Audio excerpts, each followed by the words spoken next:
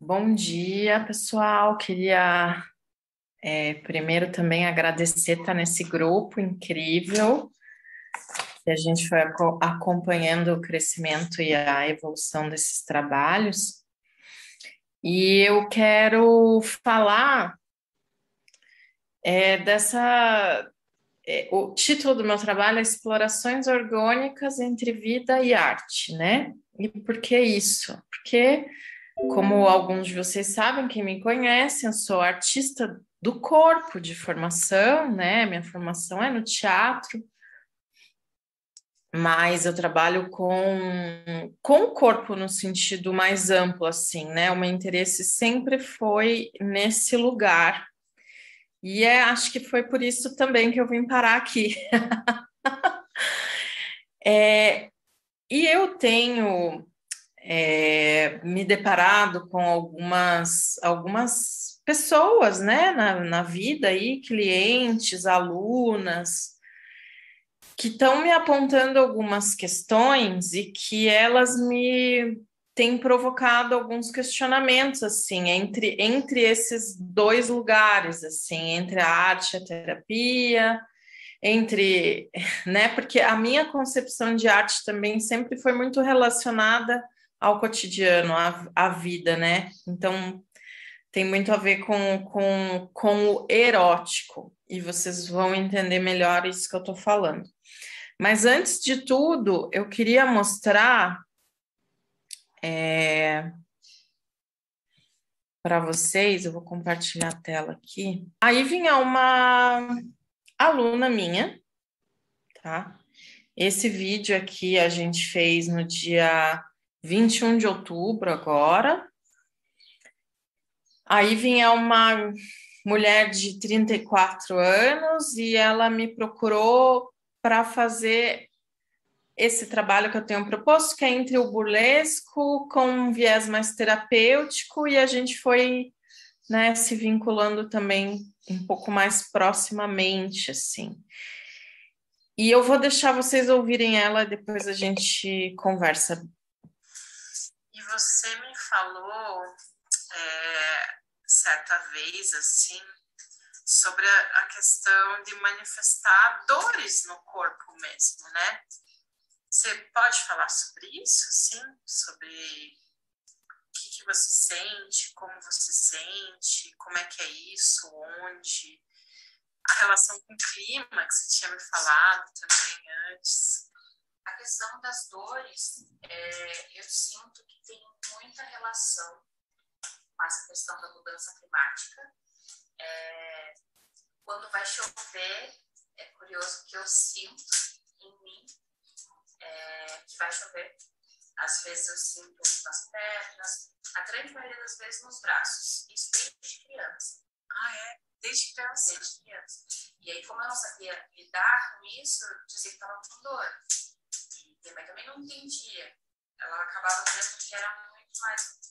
Não sei se era essa percepção que ela tinha, mas ela chegava e me levava para o socorro, o médico dizia que ou era psicológico, não era nada, e aí acabava apanhando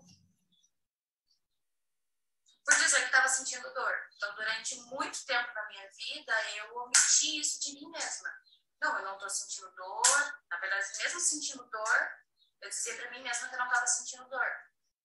E por conta de terapia que eu faço, conversando com a psicóloga, ela disse que não é normal viver com dor. Vou dar uma adiantadinha só para vocês ouvirem uma outra parte aqui do que ela fala. Porque, por exemplo, antes de encontrar uma especialidade, entender que existe uma área que é a reumatologia, que vê essa parte que não é visível ao olho nu, ou né, através de raio-x ou de ressonância também, porque antes disso eu ia em ortopedista.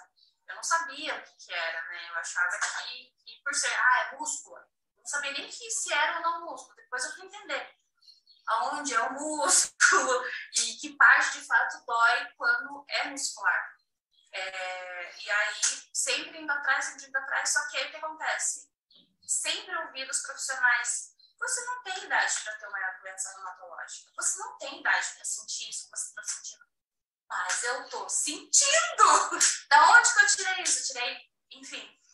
E aí tem essa dificuldade dos profissionais. Eu acredito que, de repente, né, por eles estudarem, que as pessoas sentem a dor a partir de determinada idade, ou que talvez quiseram me categorizar, colocar em algumas das caixinhas que já existem a partir de determinadas idades, e como uma pessoa muito jovem, teoricamente, não deveria sentir esse tipo de dor, ninguém nunca conseguiu tratar, e também nunca ninguém teve interesse em dizer assim, não, vem cá, que eu quero descobrir o que você tem, ou vem cá, que eu já ouvi falar de alguma coisa. Não, ainda não encontrei um profissional assim.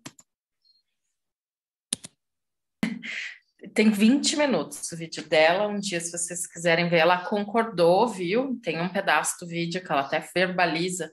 Não, eu concordo em mostrar a minha história, falar. Eu me interesso, eu quero que mais e mais pessoas pensem sobre isso, então pode usar a minha história, tá tudo bem. Então tem consentimento dela de eu estar mostrando o vídeo.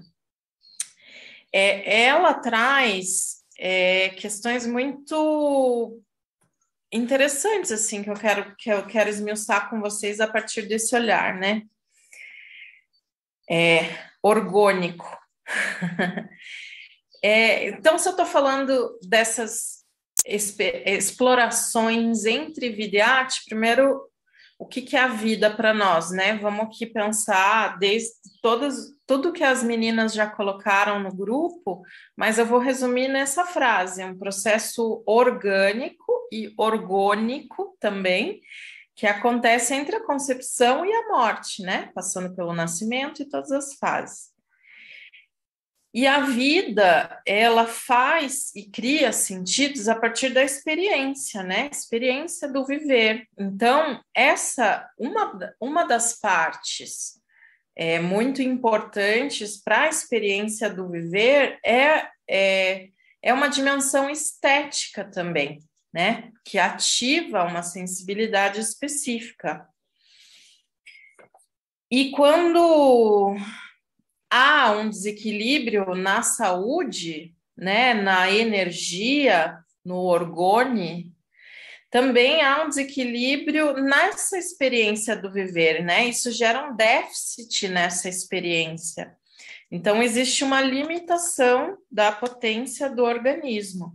Então, eu queria falar, assim, muito rapidamente sobre o primeiro capítulozinho do livro do Toque na Psicoterapia, que já nesse primeiro capítulo ele traz a história da evolução da medicina, né, dessa prática de cura, né, que no começo ali eles falam sobre a questão de que no Egito antigo e na Grécia existem relatos que existia toda uma preocupação estética também com a cura, de colocar a pessoa em sofrimento, né, num setting específico, que provavelmente era um templo, que tinha desenhos, que tinha toda uma organização estética também para que a cura acontecesse. E tinha também uma relação entre a pessoa que está sendo curada e o curador, né, e quem está aplicando aquela cura. Então, essa medicina antiga, ela é baseada na relação e nas sensações e também no ambiente. Só que isso vai se perdendo com o tempo, até se tornar hoje em dia uma medicina que é de leitura de índices, né? Hoje em dia é capaz de, né? Existe isso, assim. Às vezes você vai em consulta com um médico que não te olha, não te toca, não te vê, e ele pede uma série de exames e depois ele passa até um diagnóstico por e-mail, WhatsApp, assim, você tem isso, tome isso e tal. Se perde a relação, né? E se perde a parte estética toda, empobrece essas relações e essas sensações, né? Isso também no livro ali fala-se, né, que começa essa medicina de índices a partir de, em vez do estudo dos corpos vivos em movimento, a dissecação dos corpos mortos, que foi muito importante para entender a anatomia e tudo, mas existe uma virada, né, de pensamento assim, que é ético, estético, filosófico, que está aí pensando no funcionamento do corpo morto e que vai gerar essa medicina especialista e descolada da vida, de certa forma, da vida esse fenômeno mais amplo que tem essa relação, inclusive estética, erótica com o meio, né? Enfim, e aí eu vou falar um pouco do campo da arte, então, já que eu introduzi este problema, porque a Iven traz muito isso, né? Se o sofrimento dela não pode ser medido, ele não tem nem escuta. É psicológico, né? Uma coisa também que eu queria ressaltar só de passagem aqui é que esse empobrecimento da medicina como relacional e também é o surgimento da psicologia, né? Que em algum lugar isso tinha que estar, essa escuta, essa relação. Então, também tem o declínio dessas relações na medicina e o nascimento da psicologia. Não é por acaso. Tá, agora eu vou falar um pouco de estética, já que a gente está falando aqui de entre vida e arte. Falei de vida, desequilíbrios, né, na saúde e nas relações, portanto, e também vou falar agora de estética um pouco, para vocês entenderem como é que eu estou pensando essa vida e arte nesse sentido. Tem uma crítica de arte chamada Susan Sontag, que nos anos 70 ela vai falar o seguinte: existe a arte, que a arte ela pode ser vista de duas maneiras, né? Lida, entendida, pensada de duas maneiras. Por um viés hermenêutico ou por um viés erótico. O que é isso? O que são essas duas palavras, esse palavrão hermenêutica, né? O hermenêutico, essa palavra vem do deus Hermes, né, que fala de transcendência. O deus Hermes, não, o filósofo Hermes Trismegisto, que fala da transcendência do corpo, tudo que está em cima está embaixo, e tem esses princípios do Kybalion, mentalismo e tal, mas enfim, tudo isso gerou na filosofia e na estética um pensamento transcendental no sentido de transcender o corpo, transcender, e da mente você vai para o resto. Isso também tem a ver, filosoficamente, com que o Aristóteles, lá na filosofia, fala sobre as características apolíneas da arte. O que seria isso? O deus Apolo, ele preza mais, né? Ele representa o quê? A harmonia, a simetria, a beleza no sentido assim visual apenas, mas não é bagunçado, é organizador no sentido mais prático, assim, mais lógico. Então, a hermenêutica tem essa relação com o apolíneo e com um certo jeito de olhar a arte que vai pelo entendimento racional. Você tem que interpretar, você tem que entender racionalmente. A Susan Sontag também propõe um outro viés de relação com a arte, com a estética, que seria um viés erótico. E o que é isso? Estaria mais no universo das sensações e dos sentimentos e do sensível, né? E estaria muito mais relacionado com o que o Aristóteles fala do aspecto dionisíaco da arte, que tem essa relação com o corpo, com a natureza, com o coletivo, com Não é transcendente no sentido de transcender o corpo, é viver o corpo. Então, aí estaria a dimensão erótica da arte. E no século XX, a gente tem de tudo na arte, né? Mas a arte contemporânea, a arte moderna, a arte contemporânea, ela vai muito para experiência, principalmente a partir da performance arte. E aí eu queria falar sobre a Lygia Clark, que é uma... Tudo vai fazer sentido daqui a pouco, tá, gente? Tá meio assim, mas calma, eu já vou juntar tudo. A Lygia Clark é uma artista brasileira que hoje em dia ela já faleceu, né? Mas ela, sim, ela está no hall das principais pessoas que pensaram e fizeram a arte no século XX como um todo. Ela é referência mundial e ela é brasileira, né? Qualquer livro de arte contemporânea precisa ter a Lygia Clark. Por quê? Ela fez essa evolução um pouco na arte, na produção dela. Ela começou pintando, ela era do movimento neoconcretista ali nos anos 50, e as pinturas eram abstratas. E depois dessas ela passou dessa pintura para entender elas, como é que elas funcionariam no tridimensional. E ela começa a propor algumas esculturas moles, feitas de borracha. Então, ela faz as esculturas, ela vai colocando aquilo no ambiente e ela vai entendendo que, além do objeto, o que isso proporciona é algo na experiência da pessoa que está vendo com o objeto artístico. Então, ela começa a se interessar nessa relação, né? E no que causa nestas pessoas. E aí,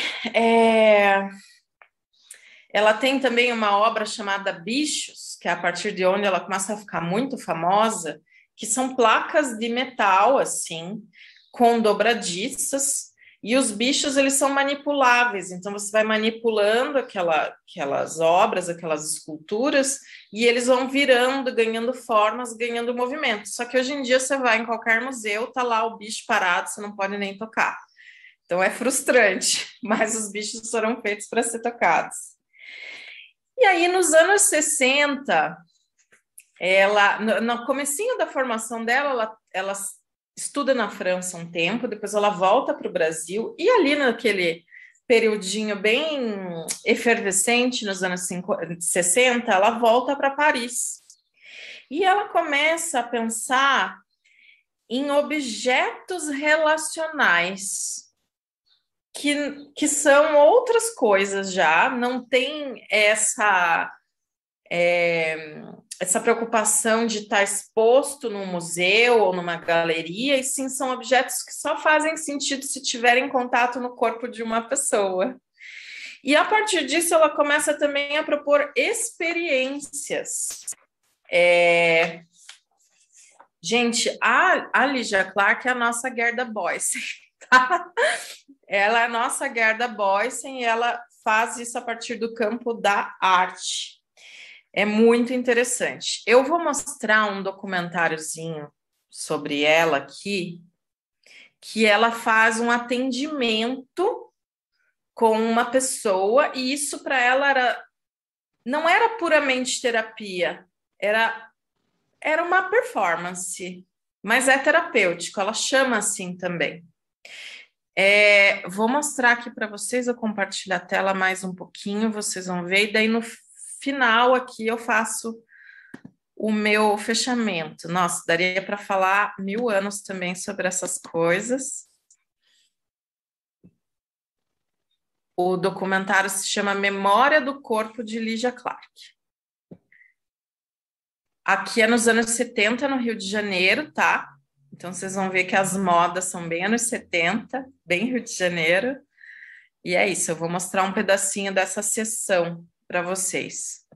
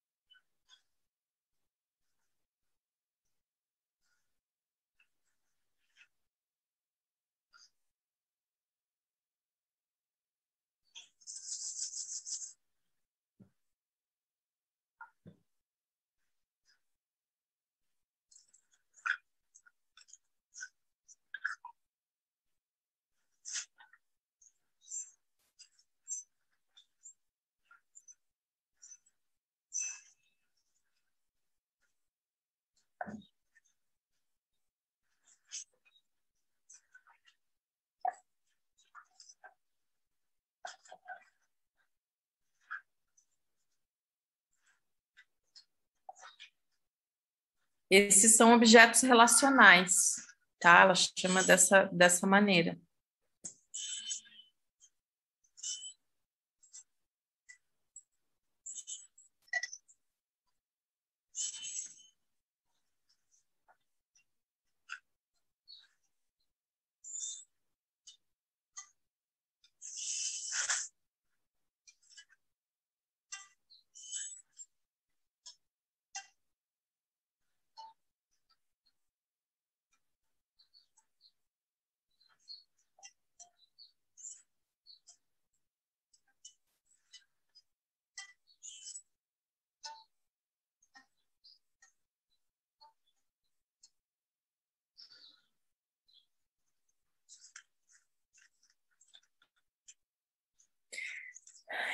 Eu vou adiantar uns pedacinhos, porque eu quero mostrar a evolução, né?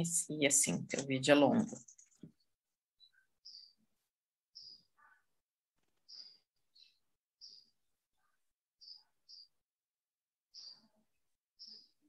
Ela pinga uma gota de mel na boca da pessoa.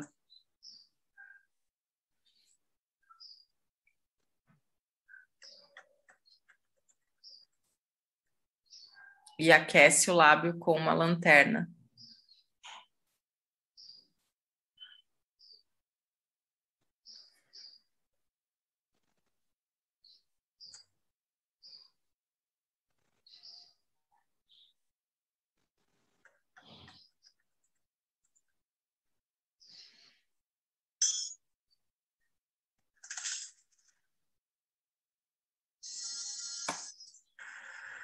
Você falou também no interior, no exterior, quando você colocou a primeira vez o mel, que era muito bonito, que antes você sentia a sua pele, toda parte.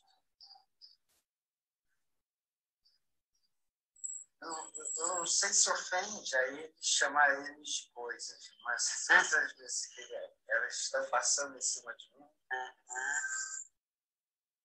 eu era sobretudo pele, sobretudo superfície, muito bom isso. Sim. É como se eu conseguisse ficar todo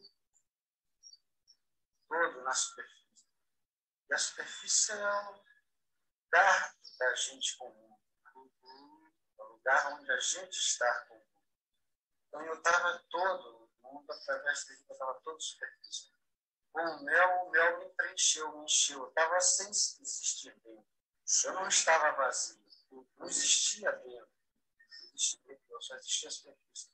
De repente o mel me encheu, era como se eu ficasse de novo com o interior, com coisas que não eram só superfície. Você preenchesse o mel. Então, a gota de mel preenchesse eu todinho. Enfim, vamos parar aqui o compartilhamento. Depois, se vocês quiserem, eu passo o link aqui no chat desse documentário também. Mas eu tinha um objetivo de fazer uma experiência com a Iven. Tenho esse objetivo, né? Eu não pude cumprir ele antes da jornada, porque fez frio, choveu, e a minha intenção é fazer com ela uma experiência num espaço bem acumulador de orgônios, um lugar que tem um rio, um lugar que tem uma natureza, um mato, e que a partir desses princípios, né, tanto da biodinâmica quanto da arte, assim, e aí eu gostaria de fazer essa performance com ela e registrar, mas fica aí nos meus apontamentos futuros. Então, eu tenho desejo de fazer isso, e nesse dia que ela estava aqui, eu fiz uma coisa mais biodinâmica, assim, né, seguindo os princípios, mas não tive coragem não tive vontade de registrar, achei que estava muito numa relação eu e ela ali. E é isso, é um trabalho que se abre aí para frente. Muito obrigada.